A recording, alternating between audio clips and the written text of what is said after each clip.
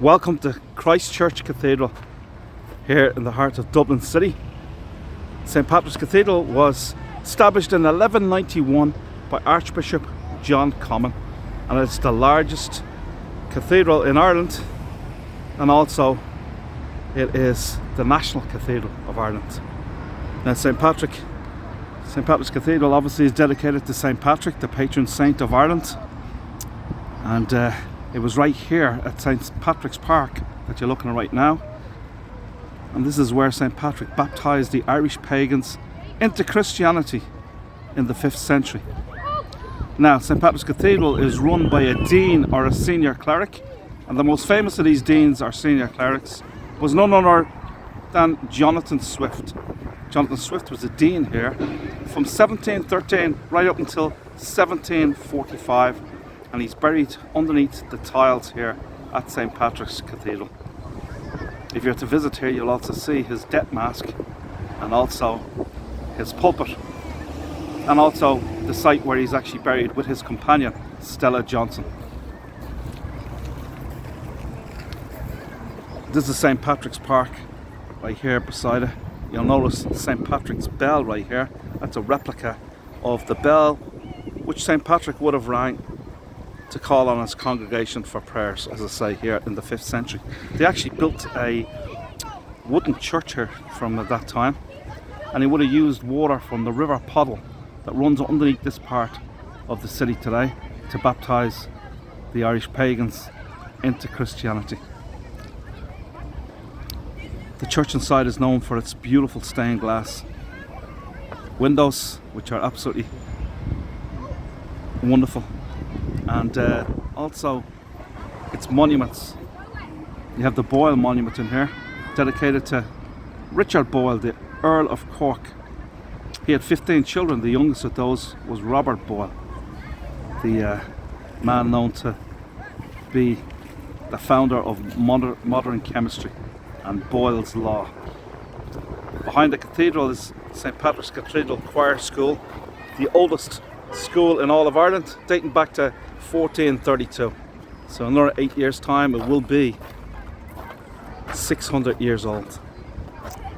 Also just behind the cathedral to the left is Marsh's Library, which is the oldest public library in Ireland, dating back to 1707, established by Narcissus Marsh, Archbishop Narcissus Marsh, as I say, in 1707. This was also the parish church of the Guinness family. The Guinness family would have been one of the wealthiest families in Ireland at this time. Lots of the repairs over the last few centuries would have been paid for by the Guinness family. In fact, in 1850, Benjamin Lee Guinness, the owner of the Guinness brewery at that time, paid £160,000 for repairs to the church, a new roof, and also repairs to the interior of the church. In today's money, £150,000 would be equivalent to about 40 million euros in today's money. Quite a sum. Although he could well have afforded it, he would have been the richest man in Ireland at that time. The Guinness family, of course, very much philanthropists, and they established these buildings right here. They're 2-bedroom apartments. There's actually 1,600 units. The red bricks that you see right here, they stretch all the way from here, St Patrick's Cathedral, all the way down to Christchurch Cathedral, and they were set up as affordable housing for the working class people of Dublin.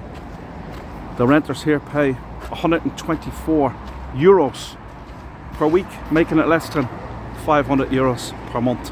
If you try to get a 2-bedroom apartment around this part of Dublin City today, it would cost you about 2,500 to 3,500 euros per month. I'm walking down the steps here into the park, and you'll see this is Liberty Parade. It's dedicated to Ireland's literary heritage, and it's got plaques right here of William Butler Yeats, Brendan Behan, Oscar Wilde, Jonathan Swift, of course. As I said, he was the dean here from 1713 to 1745, but most people know him better as a writer, with good great classics such as Gulliver's Travels and A Modest Proposal.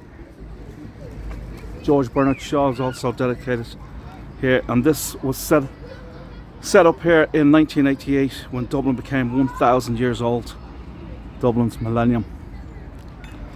You'll see over here another building which is also part of the Ivy Trust, or the Guinness Trust, set up by the Guinness family, and this is Liberty College, but at one time this was known as the Beano, and it would have been the largest children's kindergarten or creche, if you like, in all of Europe, if not the world. And it was set up for the poor children, working class children of the area here, of the Liberties. This area, as I say, is part of the Liberties. The Liberties is the largest Dublin community and the oldest. It takes in about 6 kilometres. 50 acres of that is the Guinness Brewery itself. And then, of course, you have 4 whisky museums. You got 2 cathedrals, other ancient churches, and you have open air markets, and also Ireland's #1 tourist attraction, the Guinness Storehouse. Just giving you another look here at St. Patrick's Cathedral from a different view, different angle. As I say, well worth a visit if you're here in Dublin. And